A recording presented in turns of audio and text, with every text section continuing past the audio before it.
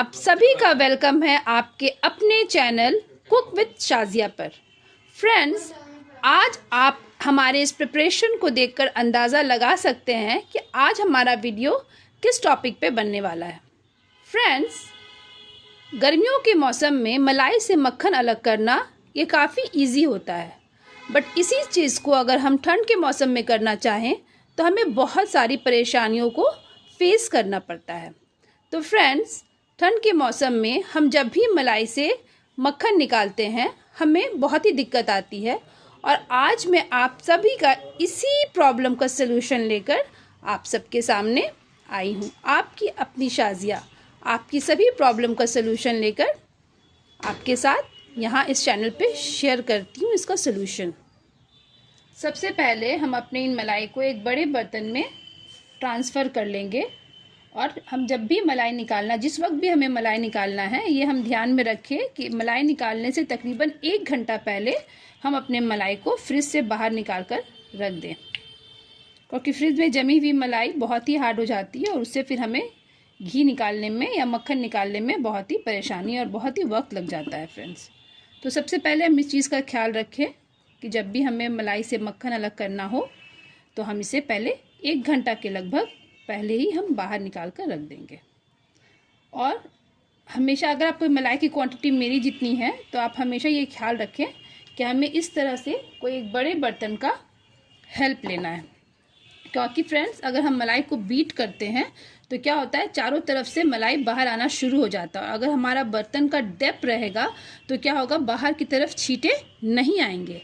और दूसरी एक और बात, सबसे पहले हमें मलाई को जब हम बर्तन में ट्रांसफ़र करते हैं तो थोड़ी देर के लिए हमें इस तरह से चलाना है, हल्के आप मतलब इस तरह से फेंटते रहना है आपको।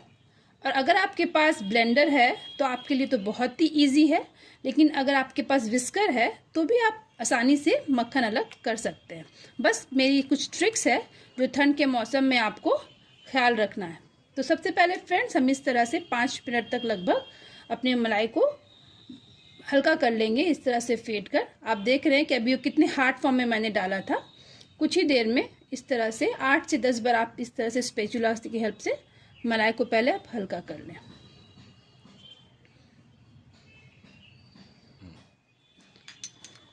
और अब हमें 1 चम्मच के लगभग में नमक ऐड कर देना है।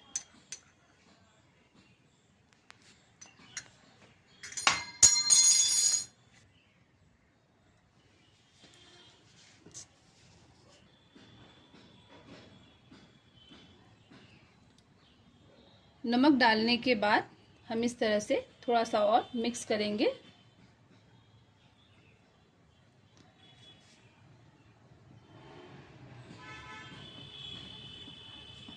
और अब मेरे पास यहाँ पे हैंड ब्लेंडर है, मैं इसके हेल्प से अब अपने मलाई को बीट करने वाली हूँ।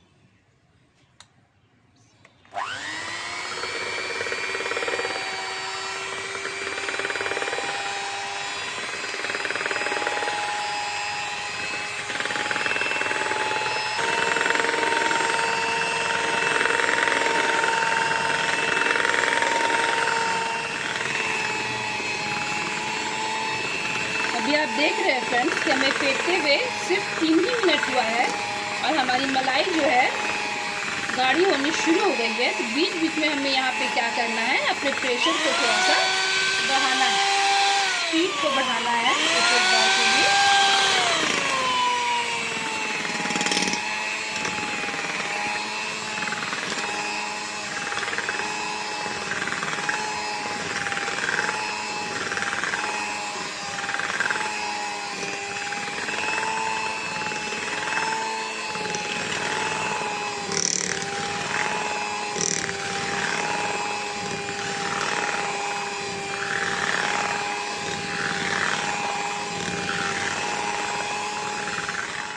अब हमें फेंटते हुए 6 से 7 मिनट हो चुका है। अब इस पोजीशन पे हमें अपने मलाई में गर्म पानी ऐड करना है। ठंडा पानी या बर्फ़ का इस्तेमाल हम नहीं करेंगे। ठंडा पानी और बर्फ़ हमें गर्मी के मौसम में इस्तेमाल करना होता है, और हम फ्रेंड्स यहीं पे गलती करते हैं कि वही सेम प्रोसेस जो है हम ठंडे के मौसम में भी यूज़ करना शुरू कर देते हैं। तो आप देख रहे हैं कि हम यहाँ पर 1 गिलास गर्म पानी डाल दिए हैं और अब इसे फिर से फेंटेंगे।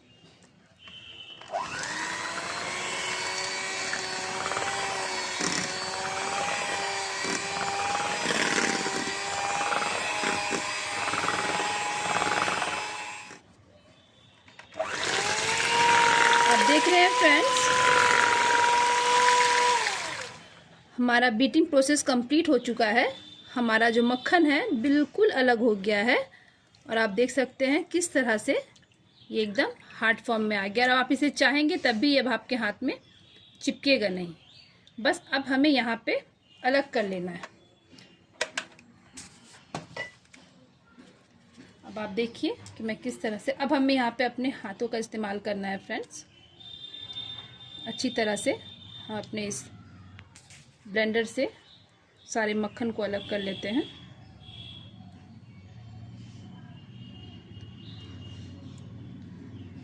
और जो मैंने शुरू में ही 1 चम्मच नमक डाला था, तो ये हमारा सॉल्टेड बटर बन गया। इस बटर को हम चाहें तो अब फ्रिज में रखकर पराठे के साथ या ब्रेड के साथ भी एंजॉय कर सकते हैं।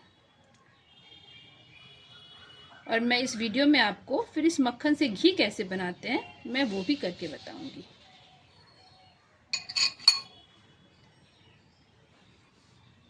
इस तरह से हम सारे मक्खन को एक जगह कर लेंगे। आप देख रहे हैं फ्रेंड्स कि हमारा मक्खन का कलर कितना अच्छा आया है, एकदम वाइट बटर हुआ है। अच्छी तरह से इसे ये कर ले आप। किस तरह से मेरा सारा मक्खन जो है ये एक साइड जमा हो गया है। मेरे इस प्रोसेस से आपको अब ठंड के मौसम में भी मलाई से मक्खन बनाने में कोई परेशानी नहीं आएगी। अब आप देख सकते हैं कि किस तरह से मेरा मक्खन जो है ये बिल्कुल अलग हो गया है। मेक श्योर कर ले कि हम अच्छी तरह से इसको दबा दबा कर चारों तरफ से इसके जो अंदर में लिक्विड है, पानी है, छाछ है, उसमें हमें अलग कर लेना है। क्योंकि अगर ये मक्खन को अगर हम रखना चाहेंगे तो फिर ये ख़राब नहीं होगा, फंगस नहीं आएगा इसमें। क्योंकि अगर ज़रा सा भी पानी इसके अंदर रह गया फ्रेंड्स तो हमारे मक्खन में फंगस लग सकता है। और आप जब लंबे समय के लिए मलाई को स्टोर कर रहे हैं तो आप फ्रीज़र में स्टोर करें।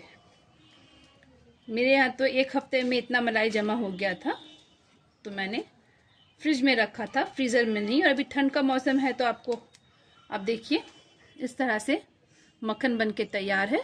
इस मक्खन को अगर हम स्टोर करना चाहते हैं तो एक बार और हम इसे वॉश करेंगे। वॉश करने के बाद फ्रिज में स्टोर करेंगे। मैं अपने सारे मक्खन को इसी तरह से आपको अलग करके दिखाती हूँ। और जो ये हमारा छाछ है फ्रेंड, इसे कभी भी हमें सिंक में फेंकने की गलती नहीं करनी चाहिए। क्योंकि इससे होगा क्या कि हमारा सिंक जाम हो जाएगा। अब आप कहेंगे कि अब इस वेस्ट वाटर का हम करें क्या, तो ये वेस्ट वाटर नहीं है। इस पानी से अब हम आपको पनीर बनाना भी सिखाएंगे। तो आप देख रहे हैं कि एक मलाई से किस तरह से हम घी, बटर और साथ में पनीर भी एंजॉय कर सकते हैं।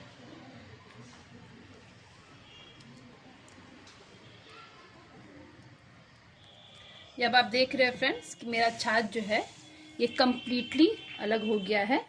और इस छाछ का आप या तो कढ़ी भी बना सकते हैं, कढ़ी नहीं भी बनाना है तो मैं भी आपको पनीर बनाकर दिखाऊंगी। और ये रहा हमारा मक्खन जो कि होममेड और ओरिजिनल बटर है, जिसे हमारे बच्चे बहुत ही शौक से खाते हैं। और पूरी 100% गारंटी है कि अगर आप एक बार बना लेंगे तो आपके बच्चे भी इसे बहुत ही शौक से खाएंगे। और हम सब माँओं की ये कोशिश रहती है कि हम अपने बच्चों को कुछ हाइजीन और हेल्दी खिलाएं। तो होममेड फूड से बेहतर कोई भी चीज़ हाइजीन और हेल्दी नहीं होता है फ्रेंड्स। तो आप इस बटर को आप महीनों स्टोर करके रख सकते हैं, बिल्कुल फंगस नहीं आएगा। क्योंकि हमने इसमें से सारा पानी अच्छी तरह से दबाकर प्रेस करके निकाल लिया है और इसे एक बार वॉश भी कर लिया है फ्रेंड्स। तो अब मैं अभी आपको आगे मेरे वीडियो में एंड तक बने रहें, मैं अब आपको इसका पनीर और इस मक्खन से घी निकाल कर बताऊंगी। अब हम सबसे पहले जिस बर्तन में हमने मलाई को फेंटा था, बीट किया था, उसी में अब हम घी निकालेंगे। ज़्यादा बर्तनों को गंदा करने का भी कोई ज़रूरत नहीं है। अब हम यहाँ पे अपना सारा मलाई जो था उसका मक्खन बना चुके हैं। लगभग ये 1.5 किलो मक्खन है फ्रेंड्स। अब हम इसको गैस पे चढ़ा दिए हैं। अब आप देखिएगा कुछ ही देर में ये मक्खन जो है बहुत जल्दी घी बन जाता है। मलाई से घी बनाना थोड़ा टाइम लगता है, लेकिन जब हम मक्खन से घी बनाते हैं तो बहुत ही जल्दी बन जाता है। और उतने सारे मलाई को फेंटने में मुझे तकरीबन 20 से 25 मिनट लगा था, क्योंकि मेरा मलाई का क्वांटिटी ज़्यादा था। अब आप देखेंगे कि मेरे इतनी मलाई जो है, मक्खन जो है, कितने वक्त में घी निकलता है। 6 मिनट हो चुका है। अब आप देख रहे हैं कि मेरा मक्खन किस स्टेज में पहुंच चुका है। लेकिन एक चीज़ का ख्याल रखें, जब भी हम इस तरह से अपने स्पैचुला को चलाते हैं, नीचे से अच्छी तरह से हमें दबा कर यूज़ करना है स्पैचुला, ताकि हमारा जो मक्खन है वो तले में बैठे नहीं और जले नहीं। और इस तरह से हमें चलाते रहना है।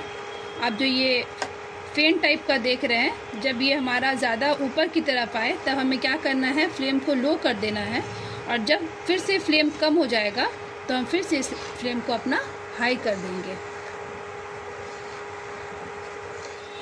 आप देख रहे हैं कि हमारा मलाई जो है अब इस स्टेज पर पहुंच चुका है। चारों तरफ से छींटे आने शुरू हो गए हैं। इस टाइम पे एक बात का ख्याल रखें फ्रेंड्स, कि जब भी हम मक्खन से घी निकालें, हमें इस तरह से एक लंबी हैंडल वाला स्पैचुला ले लेना चाहिए, नहीं तो हमारा हाथ जल जाएगा और आप कहेंगे कि शाज़िया आपने बताया नहीं। और शाज़िया ने बताया है कि जब भी घी बनाएं तो लंबी हैंडल वाला स्पैचुला इस्तेमाल करें। और अब साइड में आप देख रहे हैं कि हमारा घी जो है आना शुरू हो गया है। इस टाइम पे हमें बिल्कुल भी नहीं आराम करना है, रुकना नहीं है, और कॉन्स्टेंटली हमें अपने इस मक्खन को चलाते रहना है। साइड में भी जो लग रहा है उसे भी हमें इस तरह से लेते हुए साथ में चलना है। किसी भी चीज़ को छोड़ना नहीं है। अच्छी तरह से सब्र के साथ धीरे धीरे करके हमें चलाते रहना है। इस तरह से देखिए हमारा घी जो है बिल्कुल बन चुका है। पर अब हम इसे सेपरेट नहीं करेंगे, इसे थोड़ी देर और पकाएंगे ताकि इससे फंगस ना लगे। और दूसरी बात फ्रेंड्स, आप एक चीज़ नोट कीजिएगा, जब आप मक्खन से घी बनाइएगा तो आपका लेफ़्ट ओवर जो है वो बहुत ही कम आएगा। अब हमारा घी जो है बिल्कुल बन चुका है। अब हम इसे थोड़ी देर इसी में ठंडा होने देंगे और उसके बाद हम आपको दिखाते हैं कि घी हमारा कैसा बना है। ये हमारा घी अब कंप्लीट बन चुका है। अब हम इसे पहले इस तरह से कांच के बोल पे, और आपका बोल भी अगर माइक्रोवेव प्रूफ है तो ही आप अपने इस घी को, गरम घी को इस पे ट्रांसफ़र करें। अदरवाइज़ कोई भी स्टील का पतीला या आप बर्तन ले लें अपने क्वांटिटी के हिसाब से, उसमें आप ट्रांसफ़र करें। मेरा यहाँ पे माइक्रोवेव प्रूफ है, बोरोसिल का है, इसलिए मैं इसमें ट्रांसफ़र कर रही हूँ। ये देखिए इस तरह से। और इतने से मक्खन में लगभग मेरा 1 किलो से 1.25 किलो घी निकल गया है। मक्खन भी मेरा 1.5 किलो तक था।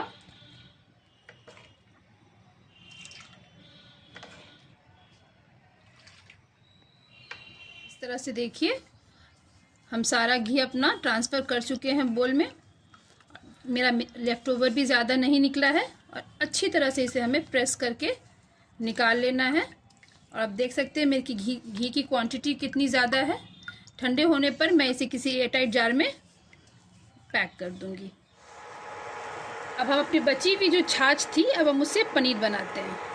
देखिए ये छाछ को अभी हमें चूल्हे पे रखने भर की देर थी, ये फटना चालू हो गया है।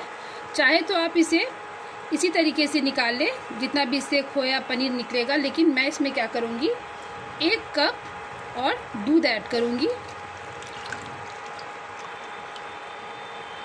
और 1/4 कप नींबू का रस। अब आप देखेंगे कि मिनटों में ही इससे पनीर और पानी बिल्कुल अलग हो जाएगा। और अच्छी तरह से इसे हम चला लें।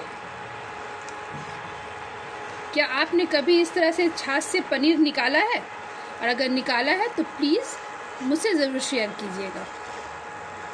देख सकते हैं कि किस तरह से 10 से 12 मिनट में मेरा वो छाछ से सारा पनीर अलग हो गया है और ये जो ग्रीन वाला पानी आप देख रहे हैं वो बिल्कुल वेस्ट है।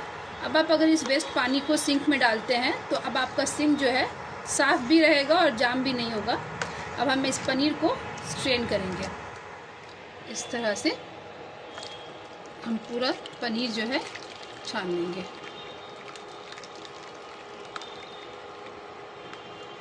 अब हम सारा छान चुके हैं। अब इसमें थोड़ा ठंडा पानी डालकर इसको धो देंगे ताकि हमारा पनीर जो है वो सॉफ्ट रहेगा।